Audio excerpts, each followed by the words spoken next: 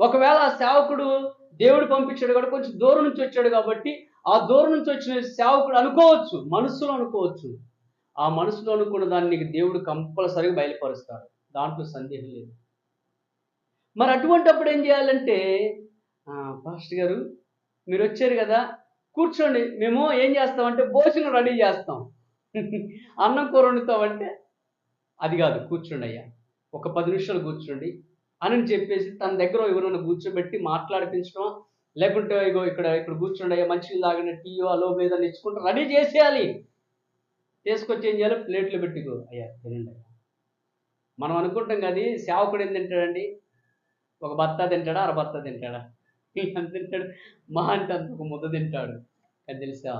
అంతకంటే 100 రెట్లు దేవుడు దీవిస్తాడు. అవునా కాదా? సారాపేత విధవరాలు ఎక్కడి నుంచి ఏం తీసుకొచ్చి ఇచ్చింది? ఉన్న అప్పములన్నీ తీసుకొచ్చి ఇచ్చిందా? చేసిన అప్పంలోని ఒకటి తీసుకొచ్చి ఇచ్చిందా? చెప్పండి. చేసిన దాంట్లో నుంచి ఒక్కటే తీసుకొచ్చి దైవజనుడికి ఇచ్చింది. ఆ దైవజనుడు ఏం చేశాడు? దీవించి పంపించాడు అంతే. ఏం జరిగింది? తరిగిపోలా. దేశమంతా కరువులో కొట్టుమిట్టాడుతుంది. ఒక్కొక్కరు చంపుకొని తింటున్నారక్కడ.